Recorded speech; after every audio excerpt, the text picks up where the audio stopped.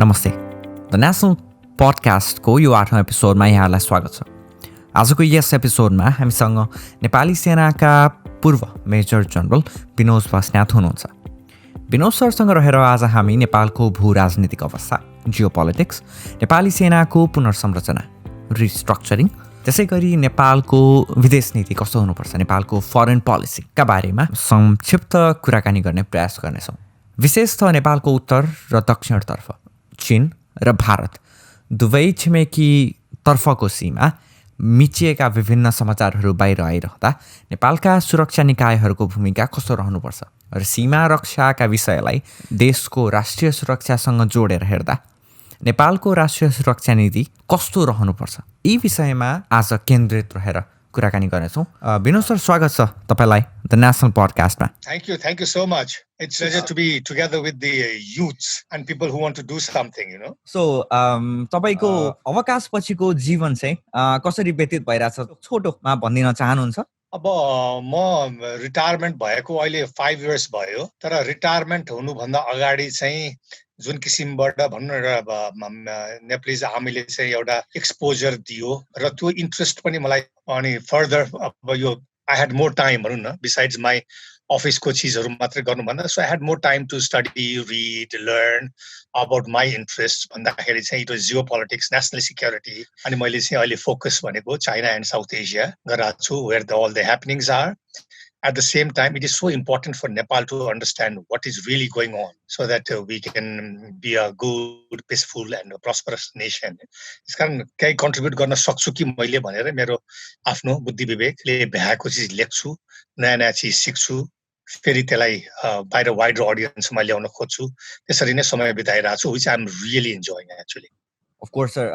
Especially Nepali जनताले पनि Nepali army संस्थालाई चाहिँ यो हाम्रो गणतन्त्रको एउटा संरक्षक, प्रोटेक्टरको रूपमा हेर्दा रहेछन्। एउटा इन्ट्रेस्टिङ फ्याक्ट के रहेछ भने 2017 मा एउटा एसिया फाउन्डेसनले गरेको सर्वेले चाहिँ के देखायो भने ओन्ली 7%, जम्मा 7% नेपालीले चाहिँ नेपालको पोलिटिकल पार्टिजलाई फुल्ली ट्रस्ट गर्दा रहेछन् भने त्यही जनताले 29% नेपालीले चाहिँ नेपाली आर्मी संस्थालाई फुल्ली ट्रस्ट गर्छन्, पूर्ण रूपमा विश्वास गर्छन् भन्ने तथ्याङ्क देखायो।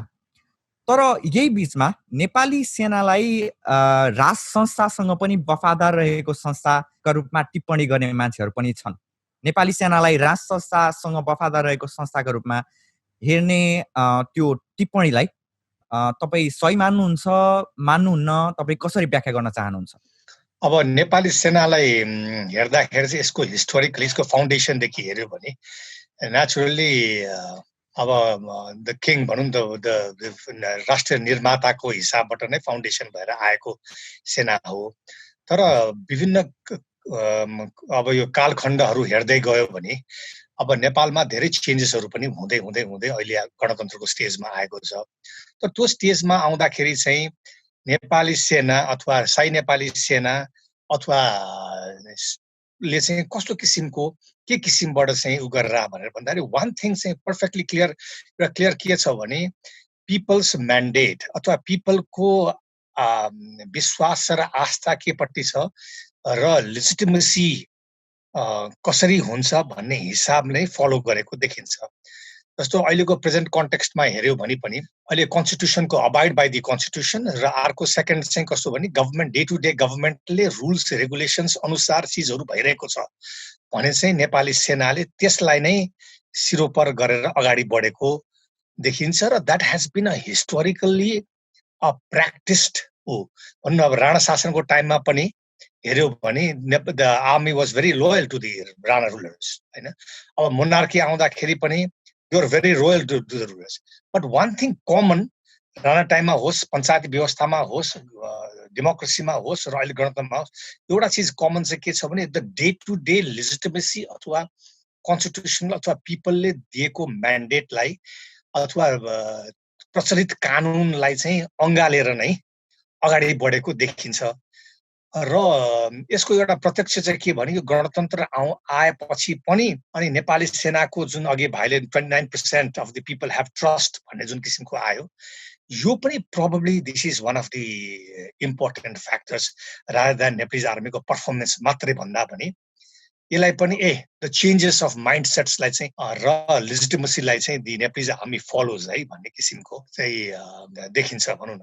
ओके, सो फेरि पनि गणतन्त्र पछि नेपालले जुन किसिमको परिवर्तनहरू अँग्याल्यो, यो परिवर्तन सँगसँगै नेपालमा विभिन्न किसिमका संस्थाहरूमा पनि संरचनागत रूपान्तरणहरू परिवर्तनहरू देखिए। तर यो बीचमा पनि नेपाल आर्मी चाहिँ widely one of the most untouched पहिलाकै संरचनामा चलिरहेको एउटा संस्था छ। One of the most powerful, most organised अनि मोस्ट अटोनोमस बडीको रूपमा अहिले पनि नेपाल आर्मी रहेको छ। तर नेपाल परिवर्तनमा जाँदै गर्दा नेपाली आर्मी परिवर्तन नभइकन के यो परिवर्तनको प्रक्रिया पुरा हुन सक्ला?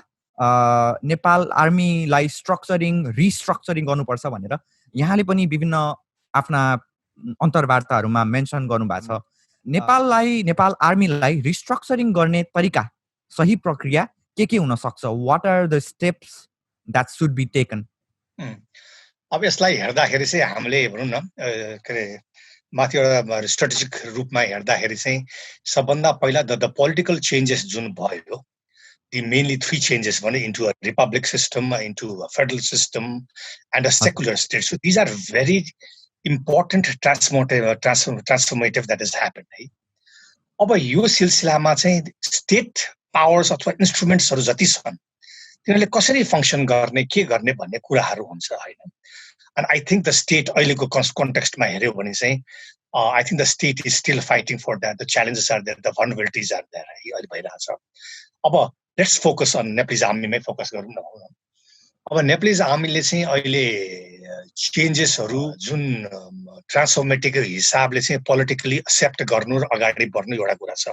तर अहिलेको प्रेजेन्ट र फ्युचर कन्टेक्स्ट, जियोपोलिटिक्स, नेसनल सिक्युरिटीलाई हेर्दै गयो भने does the army need to change, अथवा आर्मी अहिलेकै हिसाबले जुन फेडरल स्ट्रक्चरमा चाहिँ पोलिटिकल र एडमिनिस्ट्रेटिभ स्ट्रक्चरको हिसाबले जुन आर्मी अहिले इम्प्लोय र डिप्लोय भइरहेछ, इज द्याट इनफ भन्ने हिसाब चाहिँ I still see that as a question र I still see that as an argument.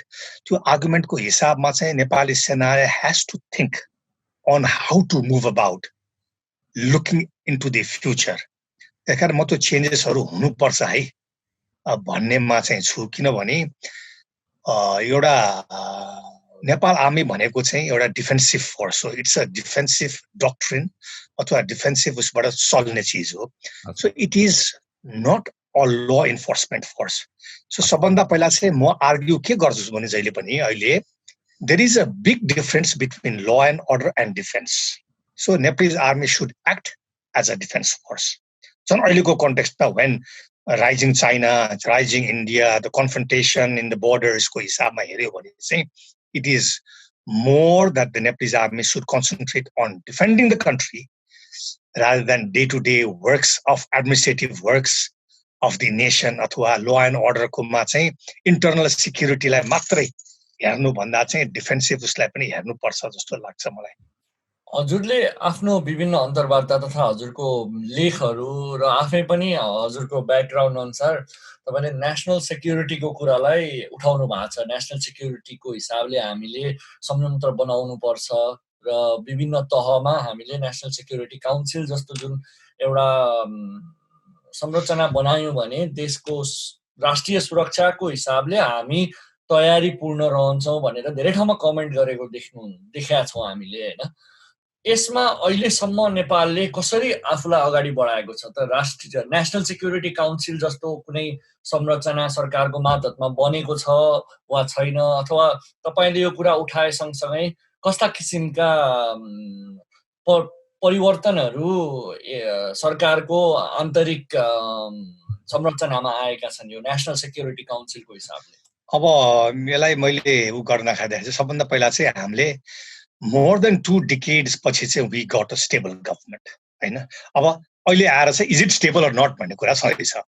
तर the optimism, the stability अथवा opportunity to the government चाहिँ प्रशस्त थियो र त्यो हेर्दाखेरि चाहिँ के भने अब त्यसले कुन कुन सेक्टरमा अथवा कुन कुन के अरे इस्युजहरुमा चाहिँ हेर्नु पर्थ्यो भन्दाखेरि वान आई सी र मैले यो पहिला पनि विभिन्न प्लेटफर्ममा भनिरहेको छु one was foreign policy one was development national development strategic डेभलपमेन्ट्सहरु and one of the sectors is national security so न अहिले भाइले चाहिँ अब नेशनल सिक्युरिटीको कुरा उठाएको भएर चाहिँ let me focus on that should be one of the pillars of this government अथवा नेपालको एउटा पिलर भएर जानुपर्छ र अघि मैले रेज गरेँ the changes in the geopolitics, the importance of the countries that are beneath the Himalayan range because of China, India, because of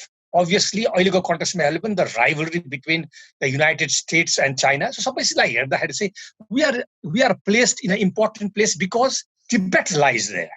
हैन त्यो हिसाबले चाहिँ नेशनल सिक्युरिटीको इम्पोर्टेन्स आउनु स्वाभाविकै हो तर हामीले नेशनल सिक्युरिटीलाई एड्रेस गर्नलाई हाम्रो स्ट्रेटेजिक स्ट्रक्चर्स हाम्रो फोर्सेसहरुलाई चाहिँ रिअलाइन गरेको छौं त भन्ने चाहिँ म पनि I still see that as a एउटा च्यालेन्ज र जुन किसिमबाट अहिले गभर्नमेन्ट्सहरु अगाडि बढिरहेछ अथवा पोलिटिकल पार्टीबाट चाहिँ I see no focus on or trying to understand what national security in the changing context means. त्यस कारण चाहिँ हामीले एउटा हाम्रो संरचनामा एउटा strategic structure national security structure चाहिन्छ जस्तो पहिला चाहिँ के थियो भने the army used to be behind all the national security aspects ma where but that time I mean the things were very different. अब अहिले चाहिँ धेरै चीजहरु चेन्ज भइसक्यो so there must be a different structure which looks into national security which looks into a wider aspect of national security but not just defence so the necessity of a national level strategic structure is very important so यो हामीले अहिले national सिक्युरिटीको कुरा गर्दाखेरि चाहिँ हाम्रो wider अडियन्सलाई धेरै जनालाई national security भनेको अहिलेको मोडर्न डेमा 21st सेन्चुरी अहिले हामी जुन समयमा बाँचिरहेका छौं त्यो समयमा चाहिँ एउटा देशको सेनाले अर्को देशको सीमामा आक्रमण गर्नु मात्रै नेशनल सिक्युरिटी हैन we have a lot of other threats जस्तो बायोलोजिकल थ्रेट्स हुन सक्छ हैन जस्तो कोरोना भाइरस पेन्डेमिक यदि हुने खतरा छ भने त्यसलाई ट्र्याक गर्ने त्यसलाई वाच गर्ने त्यो काम पनि नेशनल सिक्युरिटी वा इन्टेलिजेन्स भित्र पर्न सक्छ यसलाई तपाईसँग धेरै शब्द धेरै फ्याक्टर्सहरु त्यस्तो दिमागमा छ होला कस्तो कस्तो फ्याक्टर्स पर्छ एउटा नेशनल सिक्युरिटीमा आजको दिनमा ओके अब नेशनल सिक्युरिटी भन्दाखेरि मैले भने it's a holistic approach so अहिलेको करेन्ट एक्जाम्पल हेर्यो भने कोभिड ओके कोभिड-19 भनेको it is a national security challenge okay right now कोभिडलाई कसरी ह्यान्डल भइराछ त And so look at how things are being managed. And if you really look, and no complaints, I'm sure everyone is putting a lot of efforts.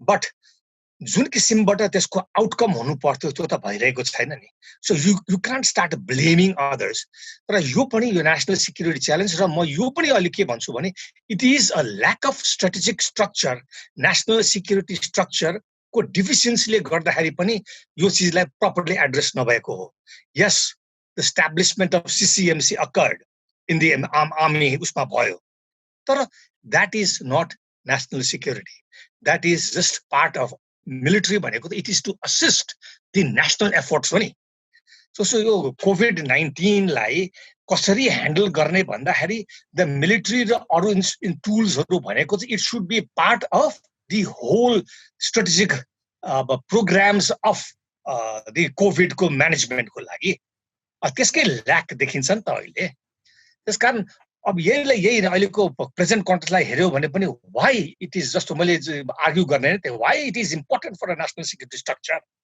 strategic structure so that we understand that environment is part of national security our energy is part of national security our supply is part of national security so anything that we do that is going to help with the lives of the people of Nepal is national security whether it is defending nation whether it is enforcing law whether it is reviving law or whether it is giving more protecting the Himalayas from about the environment whether it is doing plantation somewhere This has to come within the framework of national security. Yes. So अब हजुरले national सेक्युरिटीको जुन अब संयन्त्र बनाउनु पर्छ भन्नुभयो हामीले अब इजीमा मलाई इक्जाम्पल दिनु पर्दा म युनाइटेड स्टेट्सको नेसनल सेक्युरिटी काउन्सिलको इक्जाम्पल दिन चाहन्छु जहाँ चाहिँ चेयरपर्सन अगेन एक्जिक्युटिभ बडीको head of the state so head of the state भयो प्रेसिडेन्ट अनि त्यस पछाडि त्यहाँको मेम्बर्सहरू चाहिँ usually vice president secretary of state secretary of defence अनि सेक्रेटरी अफ द ट्रेजरी अनि एउटा छुट्टै पोजिसन नेसनल सेक्युरिटी एडभाइजर भनेर पनि छ र डिपार्टमेन्ट अफ होमल्यान्ड सेक्युरिटीको सेक्रेटरी पनि त्यो पोजिसनमा बस्छन् र हामीले नेपालको यदि हेर्दै जाँदाखेरि नेपालमा पनि सिमिलर स्ट्रक्चर चाहिँ म देख्छु होइन जस्तै अब तर यहाँ के छ भन्दाखेरि नेपालको नेसनल सेक्युरिटी काउन्सिलमा मेजोरिटी अफ द पिपल कस्तो देख्यो भन्दाखेरि अब जुन मन्त्रीहरू छन् फाइनेन्स मिनिस्टर त्यस पछाडि हाम्रो डिफेन्स मिनिस्टर त्यस पछाडि हाम्रो होम मिनिस्टरहरू होइन जो चाहिँ युजुअली पोलिटिकल अपोइन्टिजहरू हुन् रादर देन यो फिल्डको एक्सपर्टहरू जसरी अब अमेरिकामा यदि सेक्रेटरी अफ डिफेन्स कोही छ भने युजुअली त्यो मान्छे मिलिट्री ब्याकग्राउन्डबाटै आएको हुन्छ जसलाई चाहिँ आइडिया होस् what does defense department do अनि सेक्रेटरी अफ स्टेटमा युजुअली फरेन पोलिसी अथवा डिप्लोमेट जो चाहिँ आइडिया भएको हुन्छ होइन तर हाम्रो नेपालमा चाहिँ डज नट हाम्रो कुनै तरिकाको एउटा प्रेसिडेन्ट चाहिँ सेट छैन जसले चाहिँ सर्टेन फिल्डको मान्छेहरू चाहिँ सर्टेन मन्त्रालयमा मन्त्री हुन पर्छ भन्ने खालको प्रेसिडेन्ट सेट भएको छैन तपाईँको हिसाबमा चाहिँ यो जुन हाम्रो नेसनल सेक्युरिटी काउन्सिल तपाईँले इमेजिन गर्नुहुन्छ जुन फर्मुलेट कन्स्टिट्युसनली फर्मुलेटेड भए तापनि यसको मेम्बर्सहरू चाहिँ कस्तो कस्तो फिल्डको मान्छेहरू हुनुपर्छ जस्तो लाग्छ हजुरलाई अब यसमा चाहिँ हामीले we are talking about a presidential system that you just talked about अब अमेरिकन सिस्टम होइन र अर्को चाहिँ अब we are obliged by parliamentary system र अब जस्तो भनौँ न अब बेलायतमा के छ इन्डियामा के छ यताउति चाहिँ म चाहिँ I would incline myself more towards अलिकति इन्डियन म्यानेजमेन्ट सिस्टममा चाहिँ अलिकति नेसनल सेक्युरिटी एस्पेक्टलाई though they have not mastered everything so उनीहरूको फोकस पनि नेसनल सेक्युरिटी भन्ने बित्तिकै they are just concentrated on military र उसलाई र ओभरअल सबै जुन किसिमबाट मैले परिकल्पना गरेको छु नि त्यस्तो किसिमको चाहिँ म अब हामीहरूकोमा चाहिँ it has to be a executive body the national security council भनेको अहिलेको इस्टाब्लिसमेन्टलाई चाहिँ those are made for political decisions okay but political डिसिजन्सलाई मात्रै भएर त भएन नि who is going to work and bring out what's national security so the arrangements हाम्रो अहिले national security council secretariat जुन छ so it was basically established with a military dominance and so it is more a national defense council secretariat rather than a national security council so चाहिँ मैले चाहिँ के recommend गर्छु भने one that the national security council must come with a it should be a portion it should be an executive under the parliament body which is directly under the prime minister okay the head of the government and त्यो बडीले चाहिँ अब के हेर्छ त the overall development अथवा भनौं न अहिलेको एक्जाम्पल अहिलेको गभर्नमेन्टको एक्जाम्पल हेर्ने हो भने he has an intent of happy Nepali prosperous Nepal but what are the strategies to achieve to get to meet that intent हैन भन्दाखेरि National Security Council would be a very good body or executive body under the Prime Minister which would look into mechanisms of what every ministry should do, how they should go about to formulate so that ultimately चाहिँ के छ राष्ट्रको सुरक्षा भन्दाखेरि सबै एस्पेक्टबाट fulfil होस् भनेको so it has to be a body that is formed under the Prime Minister which has executive power but is under the parliament or is under the executive त्यो हिसाबले हामीले फर्म गर्नुपर्छ जस्तो लाग्छ मलाई सो तपाईले त्यो नेशनल सेक्युरिटी काउन्सिल भन्नुभयो र यो सँगसँगै अहिले हाम्रो हुन्छ नि नेशनल सेक्युरिटीको हिसाबले हामीले एउटा देखेको प्रब्लम चाहिँ हाम्रो बोर्डर एन्क्रोचमेन्ट जुन भएको छ दुवै चाइना तथा इन्डियाबाट त्यसलाई त्यो जुन अतिक्रमण छ त्यसलाई तपाईले as a analyst as a person with national security background त्यसलाई तपाईले कसरी हेर्नुहुन्छ त्यसको तपाईको एनालिसिस के छ के किसिमको चुकहरू भएका छन् त्यसको सल्युसन निकाल्नलाई र के हामी आज आएर हामीले सबै आफ्नो डिप्लोमेटिक अप्सन्सहरू चाहिँ एक्जस्ट गरेकै हो त यो क्राइसिस जुन छ त्यसलाई सल्भ गर्नलाई र हामीले इन्डिपेन्डेन्टली हाम्रो पोलिटिकल म्याप रिलिज गर्नलाई बाध्य जुन बनायो त्यसलाई हामीले कुनै अरू तरिकाले सल्भ गर्न सकिन्थ्यो? अब अहिले यो चिजमा हामीले हाम्रो बोर्डर म्यानेजमेन्टको कुरा भनौँ न, बोर्डर म्यानेजमेन्टको कुराहरू हेर्दाखेरि चाहिँ नाउ इट इज लिङ्क्ड, यो चाहिँ it's linked not just with Nepal, okay, अथवा हाम्रो मेकानिजम के नहुँदाखेरि यो भयो भन्दाखेरि नाउ हामीले चाहिँ के गर्नुपर्छ भने what are the sources of instability, हैन? त्यो भन्दाखेरि चाहिँ हाम्रो रिजनमा अहिले के भइरहेछ, वाइ दिस थिङ्स, यो चिजहरू आइरहेको छ त अहिले भन्दाखेरि हामीले let us just point out a few things भनौँ न। एउटा चाहिँ अब 2017 मा चाहिँ जुन यो के अरे डोक्लम डिलेमा भयो चाइनाको यो भुटानको बोर्डरमा, हैन, विच लास्टेड फर 73 days, त्यो एउटा इन्सिडेन्ट भयो। मतलब यो मैले किन गरिरहेको छु भने to see how things are moving ahead. अर्को चाहिँ इन्डियाले चाहिँ 2019 मा आर्टिकल 370 लाई एब्रोगेसन गर्नु र to form 2 union territories of Jammu and Kashmir and Ladakh.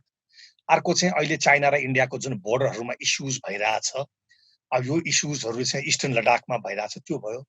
The fourth is maybe I think it is militarisation and development of इन्फ्रास्ट्रक्चर्सहरू जुन अब नर्थ अफ द हिमालयनको द अदर साइडमा प्लाटोहरूमा भइरहेछ। अर्को चाहिँ the surfacing border issues that you just brought out, okay. So यो चिजलाई सबै चिजलाई ओभरअल पिक्चरमा हामीले हेऱ्यौँ भने वी विल सी एउटा के त हिमालयन रिजनमा प्रब्लम भइरहेछ, वान। सेकेन्ड, हाम्रो मरिटाइम अथवा ओसनमा पनि प्रब्लम्सहरू भइरहेको छ भन्दाखेरि नाउ वेयर डु वी लाई भन्दाखेरि हामी चाहिँ हिमालयनमै आउँछ। अब हिमालयनलाई हामीले हेर्दाखेरि चाहिँ we have to look from east to west, होइन। इस्ट टु वेस्टमा हामीले हेर्दाखेरि चाहिँ के देख्छ भने म्यानमारदेखि लिएर सबै चिज गर्दै गर्दै लयो हेऱ्यो भने चाहिँ कराकोरम रेन्जसम्म चाहिँ we can see the Himalayas. And where do we lie? We lie at this centre. Our 1414 kilometres is so important. अब अर्को चाहिँ जुन चाइना र इन्डियाको कन्फ्रन्टेसन भइरहेछ अहिले, दो it was cooperation and competition, now the third she has come, confrontation. र अर्को आर पनि आछ अहिले between the United States and China, it's rivalry. So it's R3C एक्रोनियमबाट हेर्ने भने चाहिँ त्यो हिसाबले हामीले एनालाइज गर्न मिल्छ। र अहिलेको बोर्डरको डिस्प्युट जुन भयो, we should also link a little bit into the power confrontation र power competition को हिसाबमा पनि बोर्डरको इम्पोर्टेन्स आयो भन्ने किसिमको। र यसलाई हामीले फोर्सी गर्यौँ भने what is going to happen in the future गर्यौँ भने हाम्रो सिक्युरिटी अरेन्जमेन्ट्स जुन छ त्यो अरेन्जमेन्ट्समा चाहिँ there is no particular forces which looks into the borders and the pillars of Nepal। अनि मैले पनि आर्ग्यु के गरिरहेको छु भने now we must have a security border force that just looks into the management of borders, whether it is north, east, west और south. त्यो हामीले हेर्नुपर्छ। अब त्यो हिसाबले चाहिँ गर्नुपर्छ भन्दाखेरि चाहिँ बोर्डर सिक्युरिटी फोर्सलाई हामीले इमेजिन गर्नु पर्यो नेपालमा। Because one, the trends of geopolitics कसरी चेन्ज भइरहेको छ त north to south, both in the north and south भन्दाखेरि नर्थ साउथमा चाहिँ स्ट्रेटेजिक नेटवर्क्सहरू बनिरहेछ, which is going to have strategic impact in the future, होइन। अर्को चाहिँ अब हाम्रो फोर्सेसहरूलाई चाहिँ अब जस्तो अस्ति भर्खर इक्जाम्पल हेऱ्यो भने चाहिँ अब नर्दर्न बोर्डरमा चाहिँ one of the pillars were missing भन्यो, पछि आर्मीले फेला पार्यो भनेर भन्यो, नम्बर 11 पिलर, होइन, त्यो हुम्ला एरियामा। अब अहिले चाहिँ नम्बर 12 पिलर चाहिँ it was just in out in the news today, number 12 पिलरमा चाहिँ चाइनाले मात्रै बनायो भनेर भन्यो। So when we are having border problems in the अहिलेको इस्टर्न बोर्डर्सहरूमा छ भने भोलि नर्दर्न बोर्डरमा हुन सक्छ। So it is necessity that we look into the border issues simultaneously and solve this problem because the R3C is coming up and we will be impacted very well. र यो चिजलाई चाहिँ हामीले आफ्नो ल्यान्डलाई प्रोटेक्ट गर्न हाम्रो जे अर्गनाइजेसन छ अहिले जस्तो आर्म पुलिस फोर्सलाई दिइरहेछ हैन म चाहिँ के भन्छु भने yes it is good that arm police is doing police work but I am sure they will exhaust themselves because they have got too much responsibilities हैन सो हाम्रो आफ्नै अहिले भइरहेकै सिक्युरिटी फोर्सेसहरुमा बजेट नबढाइकन नगरिकन गर्नलाई के गाह्रो भयो त लेट्स अनि मैले चाहिँ के देखिरहेको छु भने हामीले बोर्डर सिक्युरिटी फोर्स सेपरेट गर्यो भने चाहिँ जुन मैले अहिले ट्रेन्ड्स अफ जियोपोलिटिक्सहरु भइरहेछ यो चीजबाट चाहिँ नयाँ डेभलपमेन्ट्सहरु भएको छ यो चीजलाई चाहिँ we will be able to safely guard our borders so that diplomatic environment नहोस् भोलि भनौँ न अहिले कालापानीकै इस्यु हेर्यो भने that is a first example हो नि कालापानीको इस्यु हेर्यो भने was it a setback, diplomatic setback? Was it a diplomatic embarrassment? Why भन्दाखेरि because we did not look into it well भन्दाखेरि अब त्यो चीजबाट पनि हामीले सिकेर के गर्नुपर्छ भने भोलि इन्डिया र चाइनासित हामी we must have good relationship. They are your immediate neighbors and I'm sure they would like to see the same. हैन अब त्यो भन्ने बित्तिकै के भने हामीले हाम्रो आफ्नो बोर्डर्सलाई राम्रोसित राखौँ न because most of the problems अथवा यो एम्बारेसमेन्ट भनेको हाम्रो बोर्डर्सहरुबाट नै सुरु हुन लाग्यो है so it is necessary one I still insist we must have a security border force which just manages the borders हाम्रो नेपाल आर्मीको संख्या हेर्दाखेरि यो माओइस्ट इन्सर्जेन्सी भन्दा अगाडि 55-56 हजारको संख्या रहेको नेपाल आर्मीलाई इन्सर्जेन्सी पछि बढाएर अहिले 96 हजारको संख्यामा नेपाल आर्मी छ अहिले हामी यो प्रजातान्त्रिक अभ्यासमा गइसकेपछि डेमोक्रेसी फेडरलिजममा गइसकेपछि नेपाली आर्मी नेपाली सेनाको संख्या यो बढी भएन र यत्रो संख्यामा आवश्यक छ वा यसलाई हाम्रो राज्य स्रोतले धान्न सक्छ खर्च भन्ने एउटा किसिमको प्रश्नहरू उठिरहेको बेलामा फेरि अर्को रूपको अर्को संरचनाको बोर्डर सेक्युरिटी फोर्सेसहरू बनाउनु उचित होला वा नेपाल आर्मीसँग अवेलेबल भएको ह्युमन रिसोर्स अथवा अरू रिसोर्सेसलाई युटिलाइज गरेर विदिन नेपाली आर्मी अर्को कुनै भनौँ न युनिट खडा गर्ने तपाईको भन्न खोज्नु भएको अघिको कन्सेप्ट चाहिँ कस्तो हो अब मैले चाहिँ के भन्न खोजेँ भने सबभन्दा पहिला चाहिँ अहिले अब नेशनल सिक्युरिटी पोलिसी चाहिँ पार्लियामेन्टले पास गर्यो भनेर 2 इयर्स अगाडि नै हामीले सुन्ने होइन but I have not been able to read it what actually is national security policy of Nepal एउटा त्यो दोस्रो जस्तो हामीहरूले एनालाइज गर्ने अथवा स्ट्रेटेजिकली हेर्ने भनेको चाहिँ दि के are the things that are happening अहिले चाहिँ अब इन दि रिजनल एस्पेक्टमा के भइरहेछ भन्दाखेरि अर्को चिज चाहिँ के भएछ भने नेपालको नेशनल इन्ट्रेस्ट के हो what is our national interest though we talk about भनौँ न अब हाम्रो सोभरेन्टी इन्टिग्रिटीको कुराहरू गर्छ so that is just part of the other things that should be identified भन्दाखेरि हाम्रो नेशनल सिक्युरिटी के हो हाम्रो नेशनल सिक्युरिटी पोलिसी जुन बनाएको छ त्यो के को आधारमा र के हो त्यो त्यसपछि then can and the problems like the बोर्डरको प्रब्लम यसको प्रब्लम द फ्युचर चिजहरूलाई then we can decide then we can talk about we can analyse on how we reorganize this security sector अथवा how do we reorganize अथवा revisit this security sector अनि त्यो हिसाबले गर्न सक्यो भने चाहिँ हामीले then we will be doing justice to the country justice to the constitution तर अब नेशनल हाम्रो नेशनल इन्ट्रेस्ट पनि के हो भनेर डिक्लेयर नगर्ने नेशनल सिक्युरिटी पोलिसी के छ भनेर पनि पार्लियामेन्टले डिक्लेयर गर्ने क्लोज डेस्कमा राख्ने भनेपछि how can we analyse how the country is trying to move forward हैन त्यही त्यो चिजहरू निकालेर उ गरेपछि अनि ओके मिलिट्री भनेपछि चाहिँ अहिलेको चेन्जिङ कन्टेक्स्टमा जियोग्राफिकली हेर्यो भने चाहिँ डिफेन्स गर्नलाई चाहिँ यति चाहिँदो रहेछ पुलिस फोर्सेस ल इन्फोर्समेन्टलाई चाहिँ अहिले फेडरल स्ट्रक्चरमा यस्तो गर्नुपर्ने रहेछ भनेर चाहिँ अनि 1, 2, 3, 4 बुदागत हिसाबमा जान सकिन्छ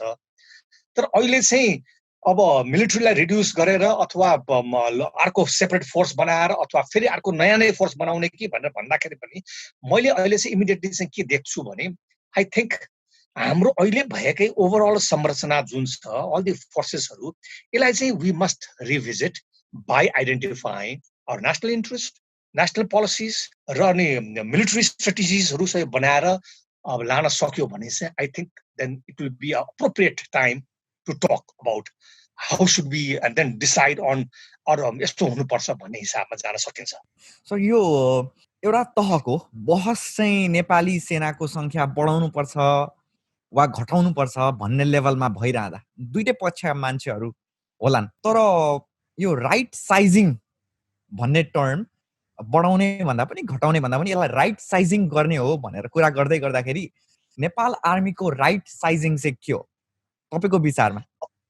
अब मेरो विचारमा चाहिँ के भने राइट साइजिङ भन्दा पनि अहिले हाम्रो जुन जियोग्राफी छ नि र जुन किसिमबाट मिलिट्री डिप्लोयमेन्टहरू भनेको छ नि, अघि मैले एउटा पोइन्ट के भने त डिफेन्स फोर्सेस र ल इन्फोर्समेन्ट फोर्सेसलाई we have to keep them different. Nepal army is into internal dynamics अथवा when there are internal problems, but we are not there for day to day internal प्रब्लम्सलाई Nepalese आर्मीले solve गर्नलाई बसेको होइन।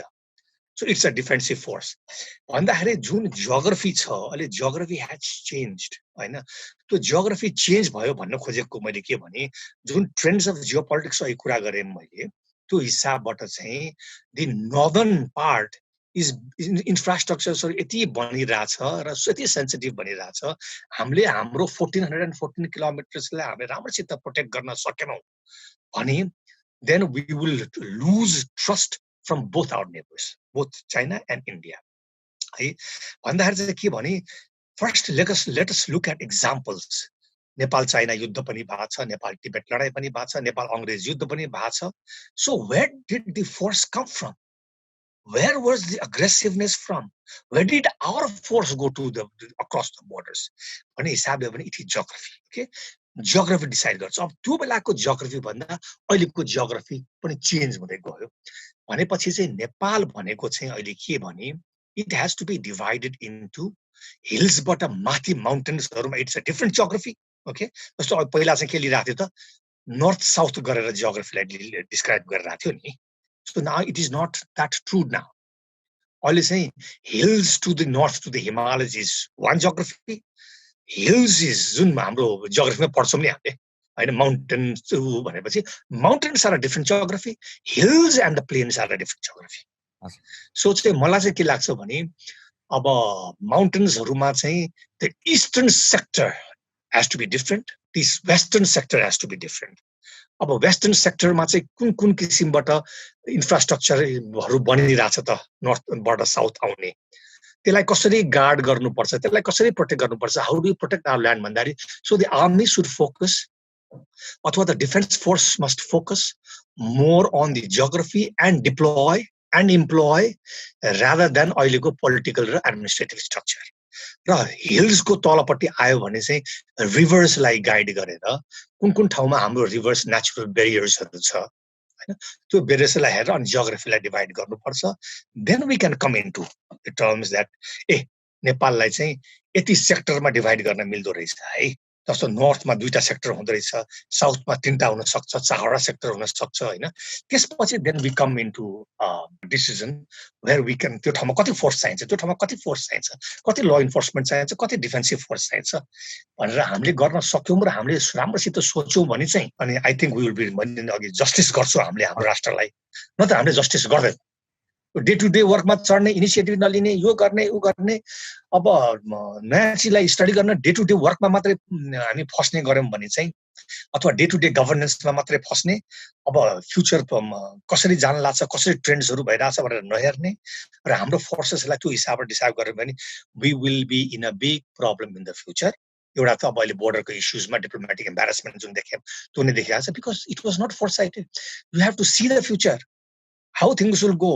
China बोर्डरबाट के हुन्छ, इन्डिया बोर्डरबाट के हुन्छ भनेर जबसम्म हामीले हेर्दैनौँ र उनीहरूलाई पनि एउटा ट्रस्ट नेपाल इज देयर है, we can defend ourselves होइन, हामीले हामीसित राम्रोसित डिफेन्ड गर्न सक्छौँ whether you from the north or south east west, but हाम्रो क्यापेबिलिटिजलाई तिमीहरूले हेल्प गर भनेको नेपालले त सबै चिज गर्न आफ्नो पैसाले सक्दैन। So why don't you help us भनेपछि Americans will be there to help you out होइन, दि युरोपियन्स हाम्रो गुड फ्रेन्ड्सहरू त all they will come and help you out because you are protecting your land and helping both the rising powers so that they don't have suspicions on the 1414 borders because Nepal is very capable है भन्ने किसिमको गर्ने बेला आयो जस्तो लाग्छ मलाई। हजुरले अब यो हामीले कुरा गर्यौं बोर्डर सेक्युरिटीको हिसाबले हैन र सँगसँगै अहिले हाम्रो डेमोक्रेसीमा एउटा नोटिसेबल इस्यु के पनि देखिन्छ भन्दाखेरि अन्तर्राष्ट्रिय शक्तिहरू विभिन्न फरेन पावर्सहरूको भेस्टेड इन्ट्रेस्ट जुन छ नेपाली पोलिटिक्समा जस्तै इन्डियाको आफ्नै vested interest on Nepali politics, त्यसै गरी चाइनाको आफ्नै vested interest on Nepali politics र यसै गरी अहिले बिस्तारै युएस आफै पनि एउटा उसको आफ्नो फरेन पोलिसीको हिसाबले उसको इन्डो पेसिफिक पोलिसी अन्तर्गत नेपालमा पनि विभिन्न कार्यक्रमहरू ल्याएर गर्नुपर्ने भनेर विभिन्न कुराहरू सुन्ने गरिन्छ। यो as an analyst of foreign policy तपाईले यो हाम्रो विभिन्न राजनीतिक शक्तिहरू अथवा विभिन्न फरेन पावर्सहरूबाट चाहिँ नेपालको सार्वभौमसत्तामाथिको स्वार्थ चाहिँ के छ त? Okay. यसमा चाहिँ मतलब let me capture it this way, then I will leave a lot of things to say. सबभन्दा पहिला चाहिँ हामीले we are talking about in the Indo-Pacific, we are talking about the geopolitical realities in South Asia. अब when we are talking about the Indo-Pacific region, we have to be clear on one thing, is the United States strategies. Okay, so मैले चाहिँ अहिले भनौँ न, just to describe, mainly say the four strategies and policies of the United States in South Asia and the Indo-Pacific region is important. Whether it is 2017 ma declare gareko national security policy, or whether it is South Asia policy, or 2018 ma I think the defense policy came out, 2019 ma the Indo-Pacific strategy came out.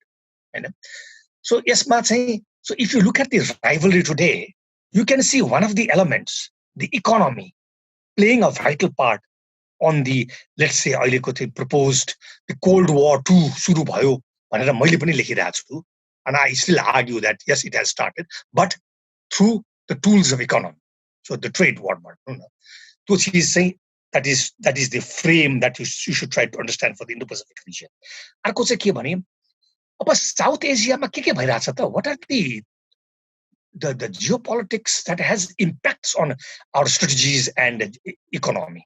भन्दाखेरि चाहिँ there are three geopolitical theories. One is when you look at the east मा हेर्यो भने चाहिँ you see the CPEC coming up, okay, which is part of the BRI. All right.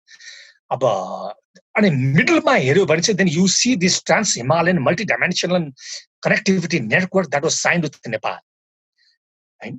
And the third is Bangladesh BCIMEC, Bangladesh, China, India, Myanmar economic corridor. So these are the three geopolitical theories as part of the BRI that is going to come to the oceans, to the Bay of Bengal and the Indian Ocean. You after interest ko hisabma huncha. So this is also happening in this part of the region. अब यसलाई हामीले हेर्दै गयो भने चाहिँ र अघि मैले एउटा कुरा गरेको थिएँ नि about the sources of instability के हो भनेर है. Now यो चिजलाई हामीले हेर्यो भने र अघि ट्रेन्ड्स अफ जियोपोलिटिक्स नेपालमा जुन यो स्ट्रेटेजिक नेटवर्क्सहरू बनिरहेछ भनेर अब त्यसलाई हेर्यो भने पनि अब उ गर्नुपर्छ.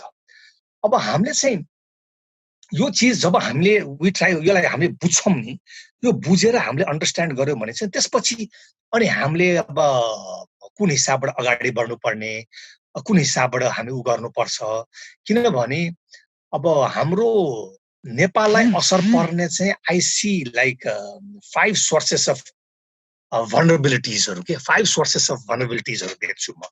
एउटा चाहिँ हाम्रो traditional mechanisms of foreign policy management जुन छ नि, which is अलिकति इन्डिया डोमिनेटेड थियो, will that prevail now or will it be divided? एउटा थियो. Second is हामीहरुको जति रिजनल अर्गनाइजेसन्सहरु छ, सब regional organize like SAARC, BIMSTEC, BBIN, SASEC हरु छन् नि, यिनीहरुको इफेक्टिभ छन् त हैन.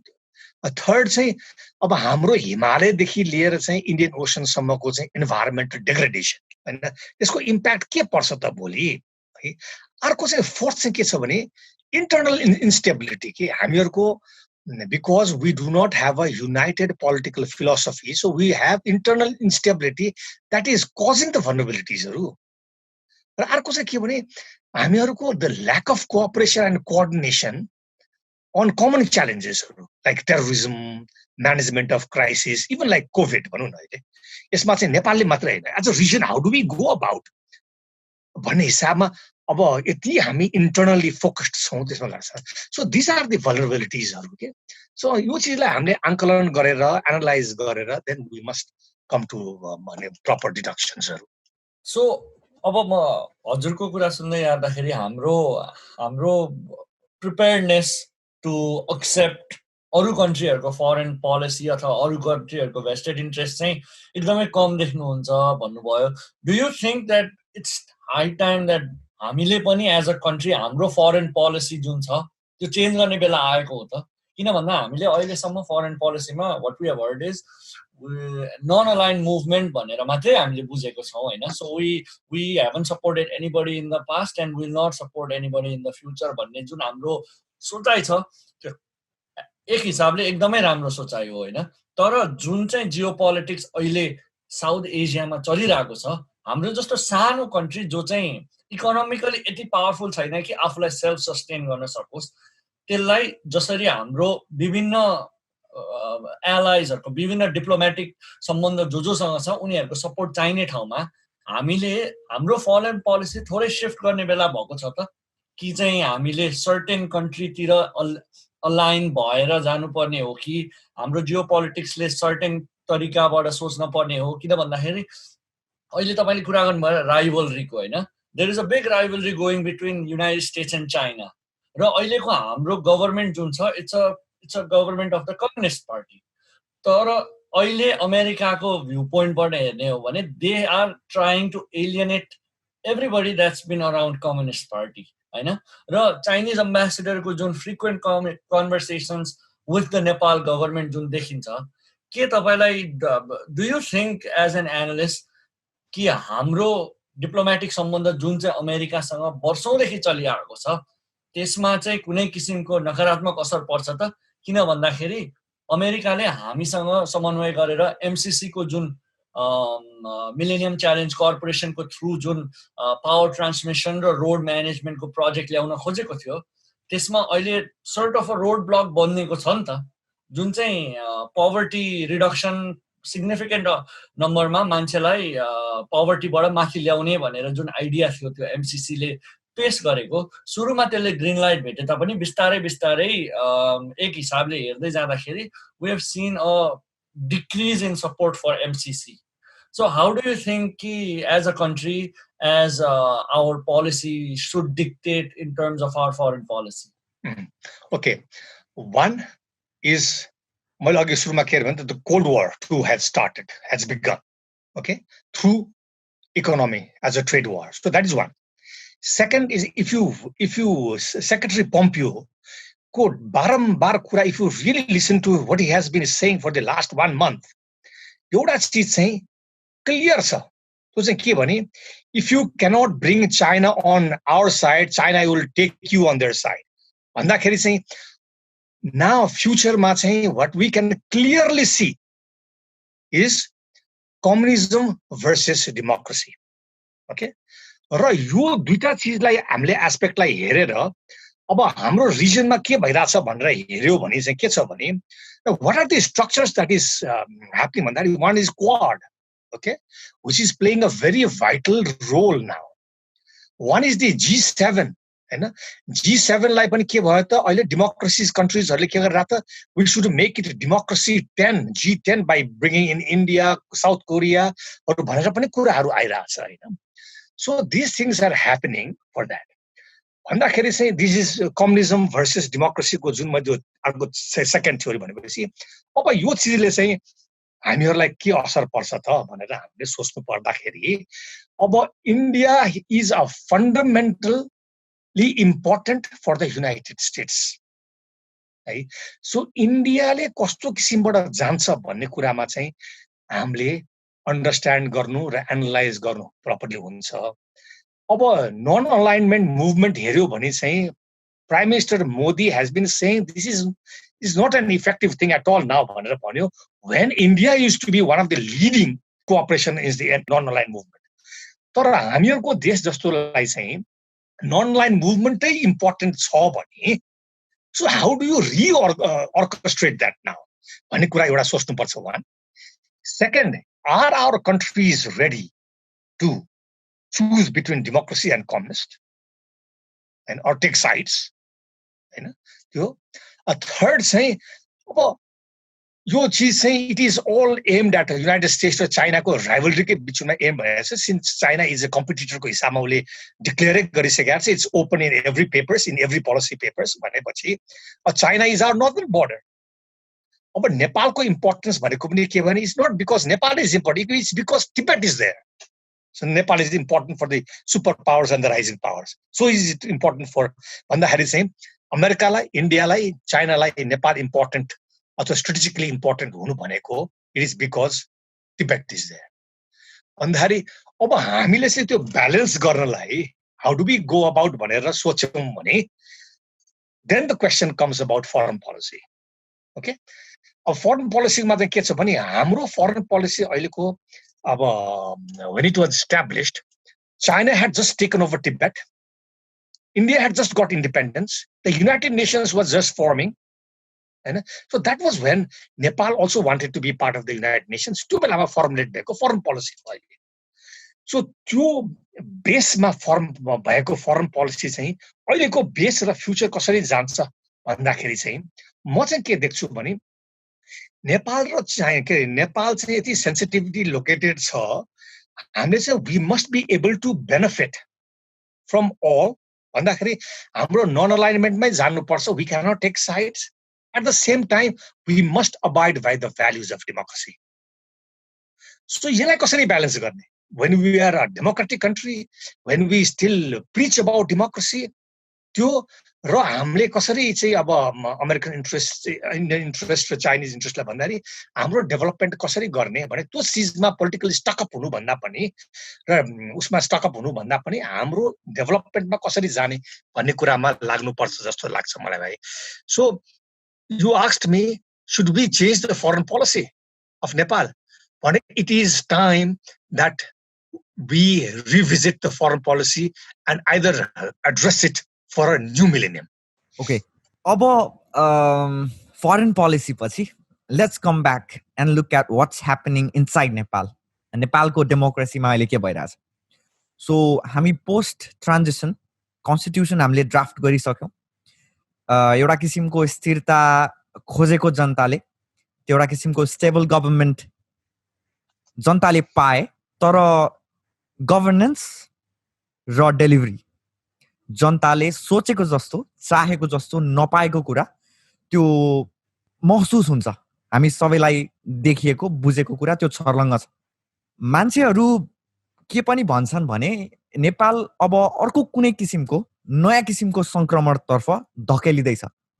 यो खतरालाई हामीले नकार्न सकिँदैन. अस्ति मात्रै एउटा संविधान दिवसको अवसरमा एकजना वरिष्ठ पत्रकारले वरिष्ठ संविधानविदलाई प्रश्न गर्नुभयो, के तपाईँ नेपालमा फेरि सेनाले शासन गर्ने खतरा देख्नुहुन्छ? संविधानविदले भन्नुभयो, नेपालमा सबै किसिमको शासनहरू पद्धतिहरू भइसके, राजतन्त्र आयो, प्रजातन्त्र आयो, अहिले हामी संघीयतामा छौँ, गणतन्त्रमा छौँ. नेपालमा बाँकी भनेको एउटा त्यो मात्र शासन पद्धति हो, तर त्यो पनि नआउला भन्न सकिन. उहाँको जवाफ यस्तो थियो. सो नेपालमा यो किसिमको क्राइसिसबाट नेपाल जाँदै गर्दाखेरि त्यो अवस्था नआओस् वा अभोइड गर्न सकियोस्, हामी डेमोक्रेटिकली सबै इस्युजहरू सल्भ गर्न सकू एज अ नेसन टुगेदर. तर यो त्यो सिचुएसन अभोइड गर्नको लागि, एउटा पिसफुल ट्रान्जिसनको लागि चाहिँ डेमोक्रेसीलाई हामीले प्रिजर्भ गर्नको लागि, यो सोललाई बचाइराख्नको लागि चाहिँ how should we work together as a nation? जुन किसिमको कन्फ्लिक्ट छ अहिले देशमा, जुन किसिमको एउटा परिस्थितिबाट हामी गुज्रिरहेको छौँ, पिपलको सेन्टिमेन्टलाई एड्रेस गर्नको लागि गभर्मेन्टले कसरी एक्ट गर्नुपर्छ र जुन किसिमको टपिकमा चाहिँ अहिले त्यो द्वन्द्व जस्तो छ, यसलाई समझदारी गर्नको लागि एउटा पिसफुल वे आउट चाहिँ हामी डेमोक्रेटिकली कसरी अगाडि बढ्न सक्छौँ? तपाईँको सुझाव as a national security expert. अब यसमा चाहिँ के हेर्नुपर्छ भने सबभन्दा पहिला we must start from the 12-point agreement. Okay. 12 point agreement भनेको चाहिँ के भने this is the base of the three major changes that has happened हैन 12 point agreement was not visualized or not strategized well. It did not have an exit strategy. Okay, तो exit strategy नहुनाको कारण चाहिँ अहिले नेपालले though we have a majority almost 2/3 government भए तापनि they have not been able to perform to the expected situation. भन्दाखेरि जुन यो three major changes छ नि to a republic to a secular state यसलाई चाहिँ कसरी exit गरेर लिएर जाने भन्ने कुराहरु चाहिँ it was not thought. So that was a strategic blunder of the orchestrators. One.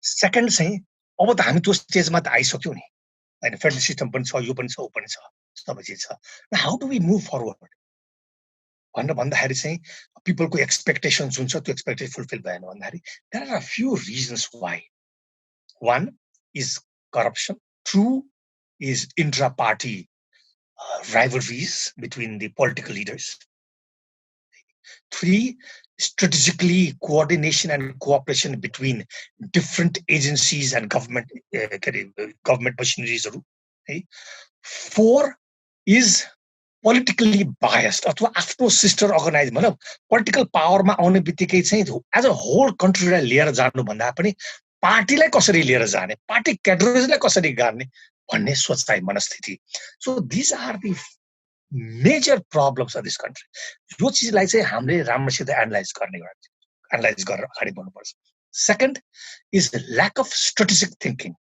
है हाम्रो स्ट्रेटेजिकली कसरी जान्छ के जान्छ र अर्गनाइजेसन्स कसरी राख्छ भन्नेमा चाहिँ हामीहरूले के गर्दैछौँ त त्यसमा सोचाइहरू नपुर्याएको जस्तो देखिन्छ so it is more dominated by again कुरा उठाए बाई पोलिटिकल